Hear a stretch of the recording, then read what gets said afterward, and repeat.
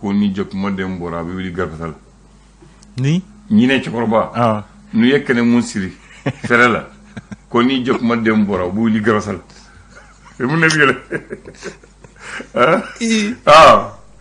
o koro sa nan ko do iti ñine do me ñine do e jok mo do ñine du koro jok mama donc o koro ñine ko koro chogo so abe jak maga mara kono kuma ba wa o tewa odo beni se fendo do fana ko black robe se basala ko basa be se diden be se black robe ñefle ko be no kono o tewa beni se baga do ko ni ay tasma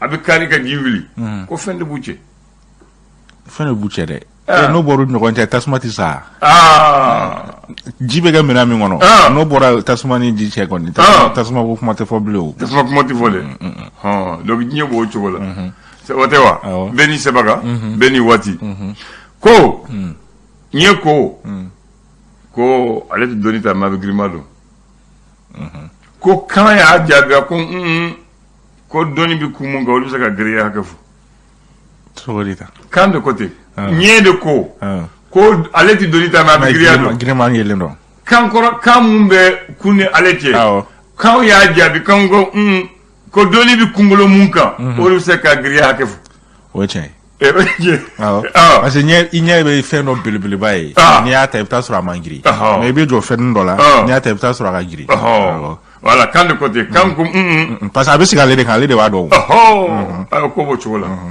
bismillah namu ambi do ñumeno biye trataye novembre kalo kile fla namu samba fla mu kan kile tubarakallah gafo beya ube amba damine fasore ka facilité l'essoria l'essor bamanaga na ya yelmo ko ñeta am ñeta saraga malia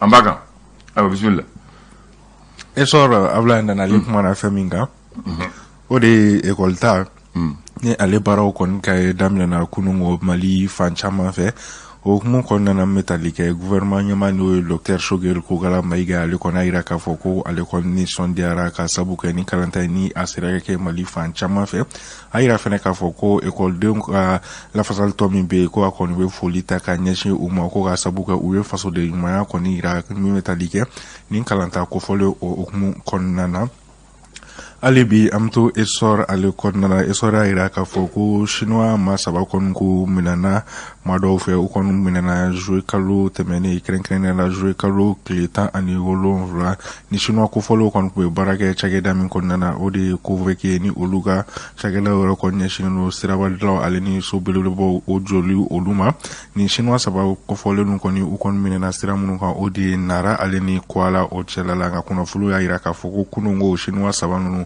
ukoni oblala esor aleka la seli oyeni bien na ya sor black refe gafa muto le reporter ay monde rapporter reporter ale kumana amta dogo frika olushe na yira ka fo promin kon ko be dogo frika ni jamana fanto koni kala nyona ba manchi wallo ke ba koni tara mugu jugu kon do o koroko o prame wakati mna ikusi sa pon ko folo koni achena o kum kon na muso olu kon willa kunungo dogo frika kon na ko ka ni songo ayira koninge ka ira ka fo ko metalike la kana balia koni ko anyonya leno olu fe we wole ma dake ka nyashi jamana nyama mo wasa ubsega demeta ka nyashi o machugumina la kanata fanfelana ni songo ayira muso ka ni songo ayira ko fola ko ngara kunu do frika olu fe yendom reporter aleka la seli oyeni alibi amto reporter ale konnana metalike ko malikura ni maliembe kon sigilembe ka akono ko absika ke togo jumena ina fo ala yine no jamana don olu fe choko mina reporter ale kon kembe ka nyini ngali ko o tengu alibi amto reporter ale konnana sisamta sigu ko olu fe no seko ni donc ukumu konnana master sumi ale kontara e metalike ni son dia bara pa ko ni ke segu ko olu fe no mi rekera sababu e ka ni son dia ko ni ka ale barka kon bu en segu ko olu fe seko ale ni donc ukumu konnana reporter ale kala sili oyeni ni reporter l'accès ni l'indicateur de nouveau à l'état et jumende Indicateur du renouveau ale kumana fɛn min kan o de ye Isa Kawujima ale kɔni lamɛnnen kɔfɛ metalikɛ CNT ma olu kɔni ye wele ta ka ɲɛsin kiri ministre tigilamɔgɔw kɔni ma a bɛ se ka ɲɛfɔli kɛ u ye cogo min na. Indicateur du renouveau ale ka laseli o ye nin ye hali bi an to indicateur du renouveau ale kɔnɔna na metalikɛ denmisɛn minnu ni olu somɔgɔw kɔni tora faso ale ka baara kɔnɔna ka yira k'a fɔ jamana ɲɛmɔgɔ kɔni ye seko ni jamana ɲɛmɔgɔ kɔni metalikɛ waleɲumandɔn kɔni kɛ ni denmisɛn kofɔlenw ye fo ka taa se ani ni u somɔgɔw ma a baara kɔni kofɔlen kɔni kɛra metalikɛ kulubakaw olu fɛ yen nɔ fa jamana ɲɛma ale yɛrɛ dagayɔrɔ la Asimi Goita don ale yɛrɛ kɔni kun bɛ kɛnɛ ka metalikɛ ka se ka metalikɛ waleɲumandɔn kɛ ni denmisɛn kofɔlenw ye ale ni u somɔgɔ minnu ni olu kɔni somɔgɔw kɔni tora kɛlɛ okumu kɔnɔna na. Hali bi an to indicateur du renouveau ale kɔnɔna na nka sisan an bɛ taa metalikɛ yira k'a fɔ ko farikolo ɲɛnajɛ okumu kɔnɔna na taama belebele kɔnɔna bɛnnen don min bɛna kɛ daminɛ décembre kalo tile fɔlɔ san 2021 a bɛ tali kɛ fɛn jumɛn de ma sifin dɔw olu kɔni bɛna tagama kɔni kɛ ka bɔ Bamako ka taa Gao. Indicateur du renouveau ale ka laseli o ye nin ye. Hali bi an to indicateur du renouveau ale kɔnɔna na ale kumana fɛn min kan o de ye chinois saba minnu ni olu kɔni k'u minɛnen don n'u ye kalo saba kɔni kɛ u minɛnen don ko kunnafoniw y'a yira k'a fɔ ko kundongo chinois kofɔlenw olu bilala. Indicateur du renouveau ale ka laseli o ye nin ye. Hali bi an to indicateur du renouveau kɔnɔna na an bɛ taa kalanko ta fanfɛla la yira k'a fɔ kunungo kalan kɔni tara nka an bɛ tali kɛ kalanso min bɛ n'a bɛ fɔ ma ko école F du groupe scolaire n'ale bɛ Sogonikɔkaw olu fɛ yen nɔ ko ale directeur kɔni Mado kɔni taara ale ka bureau kɔnɔ ka taa ni cogoya wɛrɛw ta ka ɲɛsin a ma kofɔlen kɔni u bugunatigɛ o ma se ka dɔn. Indicateur du renouveau ale ka laseli o ye nin ye. Ka ɲini ka dɔn o kɔni tɛ ɲuman ye. Ayiwa info matin information ɲuman b'a la. Info matin ale kumana fɛn min kan o de ye ko affaire Isa Kawujima okumu kɔnɔna na CNT mɔgɔw kɔni ye kulu dɔ kɔni fara ɲɔgɔn kan kulu kofɔlen minnu bɛ na sɛgɛsɛgɛli kɛ wasa dɛmɛ min ni o CNT bɛ se ka ta ka ɲɛsin Isa Kawujima o baaraw olu bɛ se ka kɛ cogo min na commission ad hoc kɔni sigira kunungo a baaraw bɛɛ lajɛlen kɔni kɛra CNT o kɔnɔna na.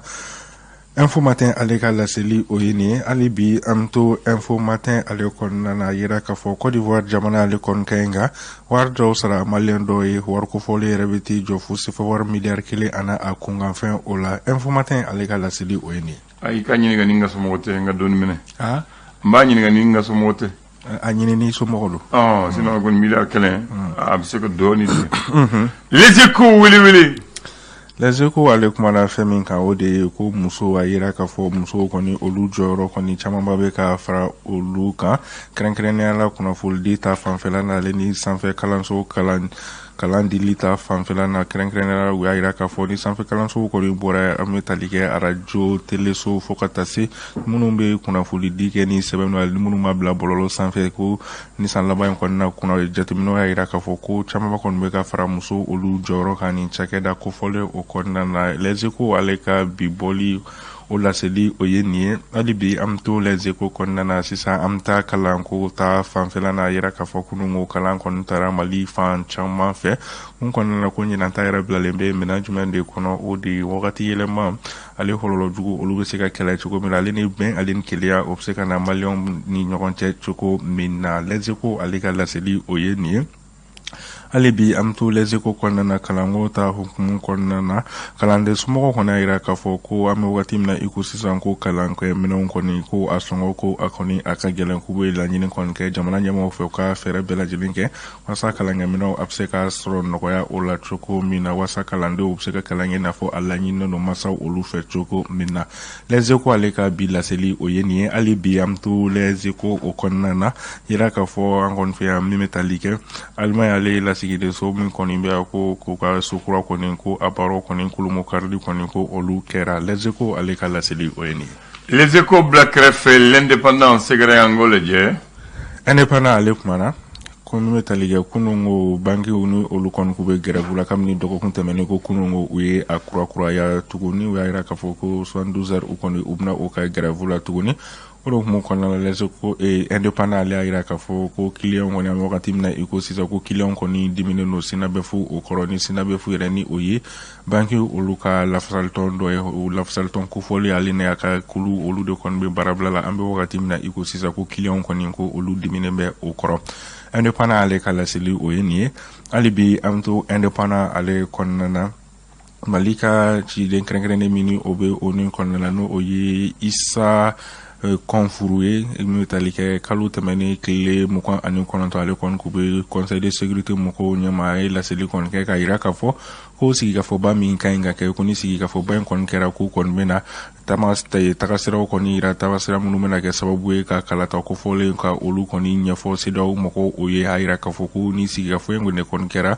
ku kon mena chronogramme krenkrene mbo chronogramme ku fole mini abnata ira sidaw muko ola malika ci den krenkren ale kala selini kabo indépendant o kon nana alibi amto indépendant kon nana kalanko ta fanfelana fondation maliba ale koni kalangem na koni chama koni di kalanso do ma wasa useka demata ganya shin demso ma chugo mina useka kalanga ina fo alanyin no usumo olu fe chugo mina indépendant ale kala seli oyeni alibi amto indépendant ale kon nana amta sente kon nana kunu ngolu kon nyongala jeba kon ka commission ad hoc do kon sigi senka krenela isaka ojimni ali kon minena octobre ko lokle mu kan ani sheki intemene ni kulu ko fole ele no commission ad hoc ayira ka foko matan ani duru orebe akono munu mina sigi akli jagabo ke wasa ka ojim ngelamme ale ka ferepse ka soro ala choko mena indépendant ale ka la seli oni alibi amto indépendant ale kon nana nasro jamana nyamo kon ko lu ko fere bela jelinti wasa doxana sika fara buru songo oka ko mun konnana buru glana oluka lafsalto nuka freno kulu olukoni akoni lati kunungo kata barabla ola indépendant alika la seli oyini aywa amba kuncheni gafej mele les échos etukunia ay ne juma temene tay d'accord juma temene les échos ale kumana minka ode ko malikoni ale ka fini glano ka tokola don krenkrene kon kera no journée textile du Mali o yere kan kala nyini ko fenyu mani anga finu ayere bulube munu glani anga koru burbe la maka ke munu e ayere fiano olube sekata ka do bala chugo mina wasa anga fini glano munu me anfia le anga koru barakela olu fene seka chama soro chugo mina les échos jumalo temeneta aleka la seli oyeni alibi amto les échos ale konnana nga amta metalike soro aleni soro nyana boliko ta fanfana ira ka fo metalike sina jarani ale soro domba ngana ale ira ka fo ko amwati na ecosystem ko wasa maliko ninka se katanya ko fo ga soro ko ta kwa o jetemine leni politique ka kanani politique fera do yim krenkren ala metalike Mali alipseka izin baw olu jɔ cogo min na ko ni izin baw kɔni jɔra sifin olu be baara sɔrɔ n'o kɛra caman be fara sɔrɔ ka sina jara ale ka laseli o ye nin ye ka bɔ vendredi les échos ale kɔnɔna na ale bi am to les échos ale kɔnɔna na sisan am ta kɛnɛya ko ta fanfɛla la association tous chacun ale kɔni y'a ka baaraw ta ko duruna kɔni karavanu olu daminɛ ka se ka ɲɛfɔli kɛ mɔgɔw ye musow ale ni denw olu ka kɛnɛya o be se ka ta ka don bala cogo min na les échos ale ka laseli o ye nin ye an be sɔrɔli kɛ ni ale ye ni ye sɔrɔli kɛ n'a ye an b'a tɛgɛ ko k'a fɔ i ni ce ni baraji dɔ fara dɔ ma fa parce que sɔrɔ nu ti fa cɛni ɲaare waati dɔ la Mali tun ka di sekɔni dɔn ko ale tun bɛ ba la sekɔni dɔn ko tun bɛ an ka ŋaniya yira an tun b'a kɛ ni fadenya ye an t'a kɛ wari kɔsɔ fadenya de don jamana kanu don an b'a fɛ ka ɲɔgɔn dan kɛ bɛɛ ka fɔ an ka région de ɲɔgɔn tɛ voilà k'a sɔrɔ a ma kɛ ni kɛlɛ ye k'a ma kɛ ni kɛlɛ ye wari tun t'a la jɔnjɔn bɛ d'i ma dɔrɔn k'a dɔn aw sera faso fana faso ɲɛmaa mun ti ye fɔlɔfɔlɔ ye olu fana sekɔni dɔnko m'u bila ko dɛ parce que olu y'a ye que jamanadenw bɛ se ka ɲɔgɔn sɔrɔ min na k'a sɔrɔ kɛlɛ ma kɛ badenya bɛ kɛ ɲɔgɔn dɔn bɛ kɛ hinɛ bɛ na o ye ka mɔgɔw fara ɲɔgɔn kan ni faso ye dɔ ye semaine régionale dilan dɔ ye biennale kɛ mais n b'a fɛ ka mun fɔ ye waati dɔw la tun bɛ yan foli orchestre ani foli kulu tun cayalen don olu cayalen don Bamakɔ yan olu cayalen don région la hali cercle dɔ la tun b'a la mais ni waati na sisan a bɛ tunnen don parce que mɔgɔw ye an ka sekuli dɔnkɛ bila kɔfɛ politiquement u ye fɛn bɛɛ kɛ wari ye fa politique de kɛra fɛn bɛɛ sisan an ka koti jate tuguni an ka ladon koti jate seko t'an na dɔwko t'a la laada t'an na donc ko bɛɛ ɲagamilen don o de kama surunun tɛ maa bonya tuguni denmisɛnninw tɛ maa bonya tuguni i y'a faamu wa donc u tɛ siran tuguni u tɛ malo donc olu man ɲi donc sisan denmisɛnninw voilà maintenant formation dɔ tun bɛ yen e bɛ se ka dɔ tɔgɔ fɔ ne ye e tun ye mun dɔn denmisɛn i bɛn mun ma formation oui musique la orchestre ninnu tun bɛ yen orchestre caman tun bɛ yen Kanagade Mopti tun bɛ yen ale ni Sekou ta bɔra kɔnɔ kana fɔ dɛ i bɛ wɔrɔ sara n'i y'o bɔrɛ kɔnɔ Baxi sigilen k'a fɔ ale ka dugu orchestre bɔrɛ kɔnɔ bien Super Biton bon n bɛna i dɛmɛ bon i y'a filɛ donc parce que sisan orchestre tɛ se ka ɲɛ anw ye ninnu ko bon an ka denmisɛnya la orchestre tɛ se ka mun dɔn Sikaso ta ye ko taara wa jumɛn de Sikaso ta yɛrɛ bon e kɔni e kan ka wari sara bon non bon an ka orchestre suya saba de tun bɛ yen il y avait les orchestres régionaux il y a les orchestres nationaux et les orchestres de cercle. Les orchestres régionaux, il y a le Super Biton de Chegouyا avec Amadouba. Ça, c'est une grande formation qui a plusieurs fois raflé les prix à la Biennale. Il y a le Kanaga de Moti avec Solibamba, que tu l'as cité, l'une des grandes frontières. D'ailleurs, c'est la formation qui a concurrencé le Super Biton au Biennale. Il y a aussi le mystère jazz de Tombouctou, ma ville natale. Oui, avec ce mystère. Oui, le mystère jazz. Il y a le Kenestar de Sikasso. Le mystère jazz, c'était avec Echek Nassidi. Le Kenestar, c'était avec Madou Guital et Abdoulaye Diabaté. Ouais, le Kenestar. Bon, ce n'est pas fini, hein. Il y avait le Songo Star de Gao. Songo Star de Gao, oui. Il y avait le Songo Star de Gao. Il y a l'orchestre régional de Caille. Donc, il y avait des formations dans toutes les villes à l'époque. Chaque région avait son orchestre. Et chaque région composait des vraies chansons. Ou local une chanson. Ali Biniami, Abi Farishuli. C'est vrai. Ali Nibi, Sori Moumve, Njanya Mogode, Kanouba de Miyede, Dongli Mou Manganga Chani, Anafaye. Donc, vous l'avez tué Nafaye. Dongli, Watinde, Dongli Mandi à Korokadi. Ali Biou Dongli Kelinglen, ni a dit, car j'ai Al de nous Farishuli. Parce que Otumbi a Tumbi Keningania, ni façon connue, Ani Ladilikan, Ani Djamana Blasra. Bon, o de tɛ sisan denmisɛnw kɔni mankan de kɛ katako mankan n'o bɔra la n ja ɲɛmɔgɔ n kanuba dɔnkili filɛ e n'ala jɛ dɔnkili tuguni mun de b'i yɛlɛ bon n'o bɔra il y avait aussi deux formations il y avait l'ensemble instrumental du Mali avec Massambou Wele Diallo il y avait les ballets maliens. Mais ensemble instrumental existe à D'ailleurs, c'était l'orchestre privé de Modibo Keïta. Aux soirées, quand les grands invités venaient là, c'est l'ensemble instrumental qui agrémentait la soirée. Voilà. Et puis les ballets maliens. Il y a aussi, c'est pas fini, hein. Ils ont créé la troupe dramatique de théâtre, Koteba. Voilà. Donc, nous nous mettons au Watina. Notre Melenko, il y a maintenant les orchestres au niveau de Bamako. Il y avait la formation A, la formation B, le Reban de Bifo Hôtel de la Gare. Il y a aussi le Balléman National, les ambassadeurs du Motel avec Kanté Mafila et Salif Keïta. Il y a aussi les Las Marivelas del Mali de Bancano. Ça, c'est la première formation de jeunes que Modibo a envoyé à la Havana Kiba pour aller étudier la musique. Ah oui, Modibo a envoyé une formation de jeunes à Cuba pour aller étudier la musique. À leur retour, c'est eux qui ont formé l'orchestre Las Marivelas del Mali avec le maestro Bancano. Donc, tu as vu. Donc, ça, c'était des vrais moments où la culture avait de la valeur chez nous. Maintenant, Moulekara, Abetouna. Maintenant, tellement que, orchestre Bango, orchestre Régional. Donc, cercle du Mogo et la Franco, en bas, fait orchestre, Kanga Nyana Djekefana. Donc, il y avait le village de la capitale. Il y avait le Chiwaraban de Kati. Chiwaraban, Chiwaraban. Sorry, Fab Goremina, sorry, Bamoko, ma femme Boakati. Le Chiwaraban de Kati. Ouais, ouais. Il y avait le site de Caille. Le site de Caille. Le Super Diataban de Zani Diabaté, de Nyarela. Le Baniko Jazz de Djoïla. Il y a le Bronconi de Nyono. Le Koulestar de Kouchala. Le Super Monoband de Bougouni. Ça aussi, des trucs qui existaient. Il y avait aussi le René Jazz, l'Askia Jazz, les barons de la capitale. Mais, Mouna, si ça n'est orchestré, nous ah, comment vous avez l'assistant? On m'a relève formé. Bon, parce que c'est ça. anga jamana nyema yere anga secondongo block ofe parce que nous tout de me face feo nous de biennal tu m'organiser tout minao parce que ni biennal bike au butal donc ni bi se dongli la ni bi se foli la au butal yu boy ka sak la kanane région na aw de bina région tout formé donc ba formé aw de bina biennal la ko région togola ka compétition ke donc jamana la sélection était au niveau local au niveau du cercle au niveau régional. Donc, c'est ça. Donc, les talents sont allés chercher au fond. Maintenant, mon début, ni tu dois là, tu dois.